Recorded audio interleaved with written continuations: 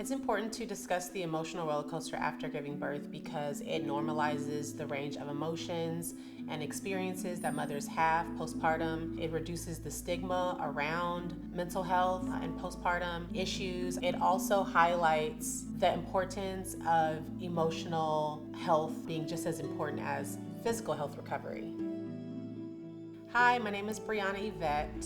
I am a birth and postpartum doula, lactation educator, and also a mom of 2 young kiddos.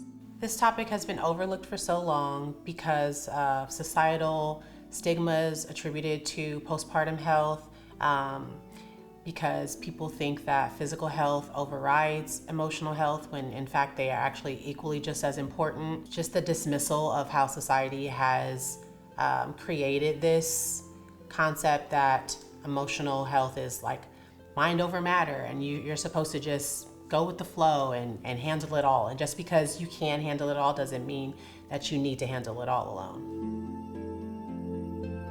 Baby blues refers to temporary mood swings, emotional fluctuations that happen postpartum.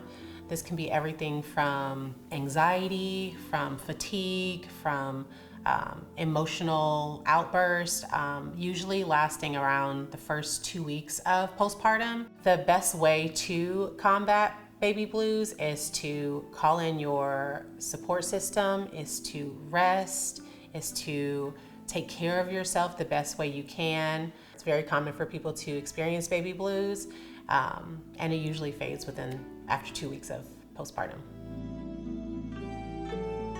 Women experience various hormonal changes as their body adjusts to postpartum life. A few of these hormonal changes are estrogen and progesterone. During pregnancy, they are very high and they take a massive decrease after baby is here. This also can be initiated by the onset of nursing and lactation production. Another hormone is prolactin. That also helps with the initiation of breastfeeding. And so these are very important to highlight because this also has a huge impact on the emotional health and stability that comes after and during postpartum.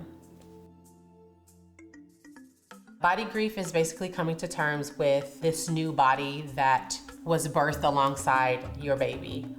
It is accepting that it may not look the same. You definitely will not feel the same.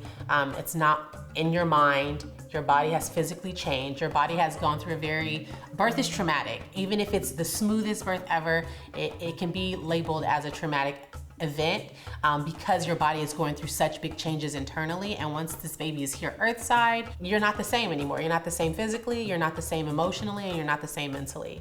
And so coming to terms with what your body has done is such an important concept to learn to re-love yourself and to just appreciate your body for what it's done for you, for keeping you here, for keeping you safe, for keeping you strong.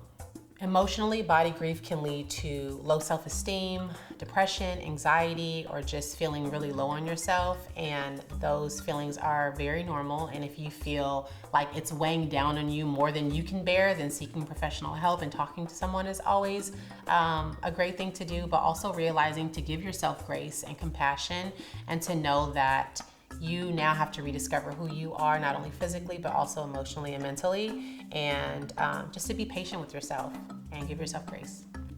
As a Black mother, it is hard at times to overcome the stress emotionally. But what I've learned is calling in your support system is one of the biggest things that makes some of the biggest impacts in your postpartum experience, whether that's family, whether that's getting a postpartum doula, whatever that looks like to you. Vocalizing what you need, setting healthy boundaries around what you need. If somebody wants to come over, bring some food. If somebody wants to come over, come wash my dishes. There's so many ways that people can show up for you, and I think that we have been conditioned to feel like we need to do it all ourselves, and we don't. The best treatment for postnatal depression is, once again, calling on your support system. It's being honest and real about your experience, vocalizing it, normalizing it, because I guarantee you, everyone in your life who has gone through this postpartum experience, who has birthed a child, has been changed, not only physically, but emotionally and mentally, and they can relate to whatever you're feeling, whether they tell you or not. So the importance is to destigmatize mental health altogether, to highlight the importance of support, to highlight the importance of feeling empowered. If we feel empowered and if we highlight this entire experience for what it is, which is literally a rebirth, not just for the baby, but for you. You are made anew as well, overnight, literally. Here's your baby, go home, good luck. So calling on your support system, if you feel like it's too heavy, talking to professional support, seeking out professional support, support groups, friends, self-care. There's so many things that need to be at the top of your list to take care of yourself, because if we are not pouring into our own cup, nobody else will be able to do that for us. My words of advice for Black women struggling postpartum would be to take care of yourself, first and foremost.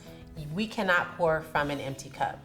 Take care of yourself, rest, make sure you're eating, let people take care of you, let people show up for you. Go outside and get some sunshine, ground, meditate. I'm a big fan of therapy. I think that talking to someone is such a relief.